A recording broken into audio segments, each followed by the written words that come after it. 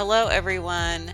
In this video, I'm going to be showing you how to create a Google form that contains branched questions that can provide instant feedback, as well as creating questions where you can put in individualized feedback to graded questions after the form is submitted.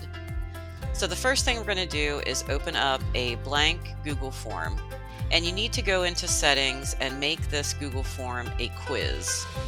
So when we start adding our questions, it will automatically add point value to each question. The first thing you want to put in is some identifier questions, like asking the students to put in their first name and last name, and maybe what period you have them. This can be set up as a multiple choice question or as a drop-down question. Now, before we move on with these identifier questions, you do want to make sure you set the point value to 0 points. If you're looking at this for points, you don't want to have the students get points for putting in their first and last name. So we go to answer key and give it a 0 point value.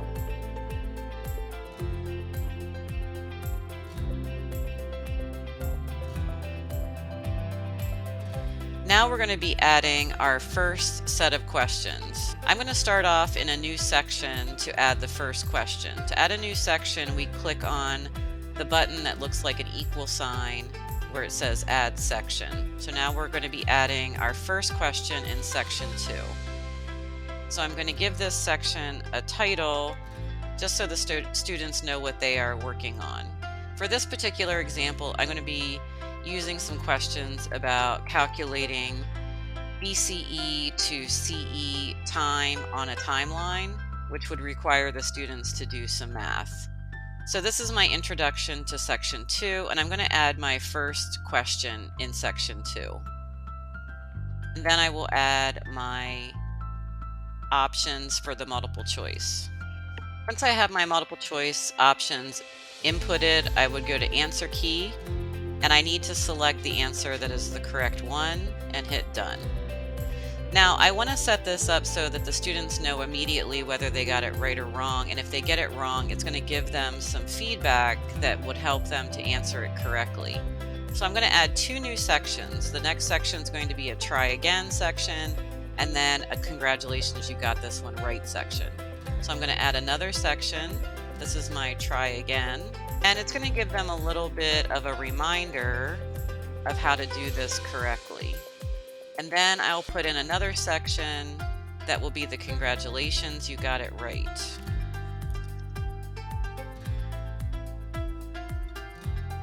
Now you could put a description in there that just says good job, but I like to put a little fun and add an image. It's a GIF that I uploaded onto my computer.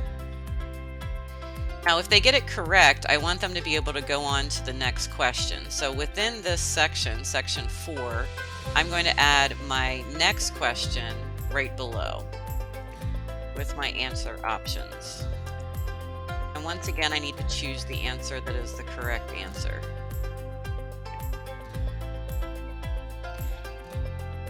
Now, before we move on, I'm going to show you how to make this a branched question so that if they get this first question in section 2 correct, it goes to section 4, which tells them they got it correct. If they get it incorrect, it goes to section 3.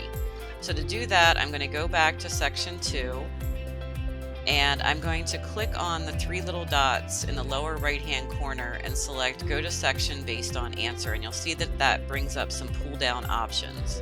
So the first answer of 40 years is the incorrect one, so I want that to go to section 3 where they would try again. If they get it right, it would go to the congratulations section. And I'm going to do that same thing for the other answers, selecting either the congratulations or the try again section. One other quick thing that I want to do under section 3, which was the try again section, if they get it wrong and it tells them to try again, I want it to go back to that question. So instead of continuing on to the next section, I'm going to have it go back to section 2 to try it again. Now I'm going to do the same thing for my next question that I already put in under section 4. I need to add a try again and a congratulations section. So now I have section 5. And section 5 is going to be a repeat of that question. This is going to be my try again.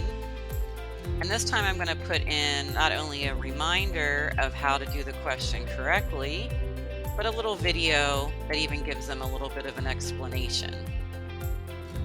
Then I'm going to put my section in, which is the congratulations, you got it right. And once again, I have a little video, a little GIF that I uploaded to my computer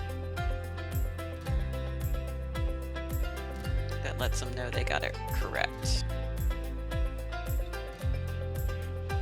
And then I'm going to add my last question. And in this case, my last question is going to also be connected to my congratulations, you got it right. But this time I'm going to make it an open-ended, where the students have to do their own calculations and put in their answer without multiple choice options. So I will make it a short answer.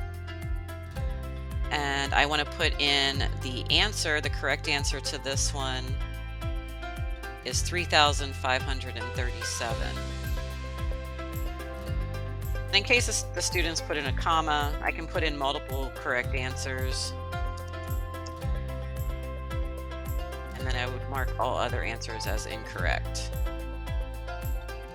Now we need to go back to our second question, which, remember, I put that at the end of section 4, and indicate whether they got it right or wrong. So if they got it wrong, it would go to that let's try this one again.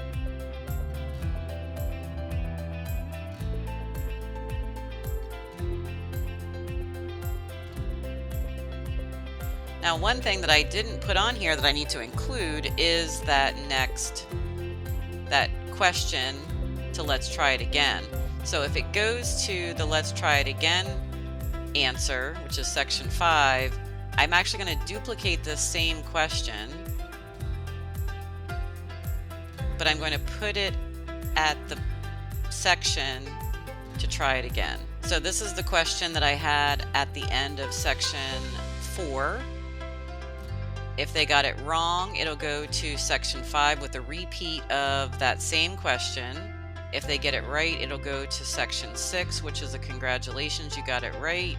And their very last question, which is a short answer, enter your own text answer question.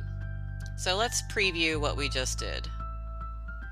So I'm going to go ahead and just put in a random first and last name and select a period and hit next. Now my first question appears. I'm going to put in what I know is the wrong answer and hit next. It gives me the try again, sorry you got it wrong. When I hit next, it takes me back to that same question and lets me try it again. Now when I put in what I know is the correct answer and hit next, I get the congratulations, you got it correct, and my next question automatically is below that for me to try.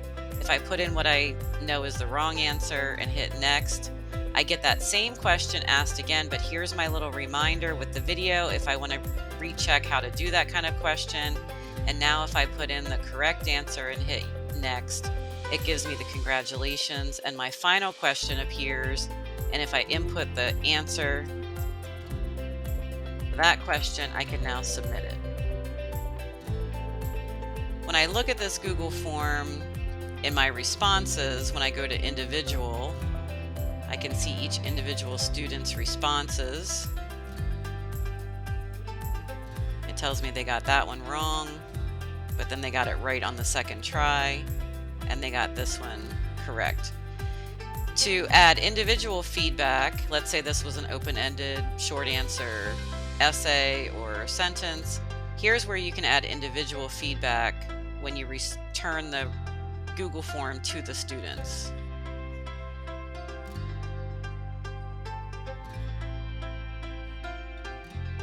Some other settings that you can include, since this is asking the same question twice and the value of each question is going to be not accurate whenever they submit their Google form, you might want to give the students a manual review so you can calculate the value of each question after you manually review it and give them the correct point value within the Google form, and then return it back to the students. So that's how you make a Google form that includes branched questions, provides instant feedback, and how you can put feedback into graded questions on the Google form. I hope this helps, and if you have any questions, we are here to answer them for you.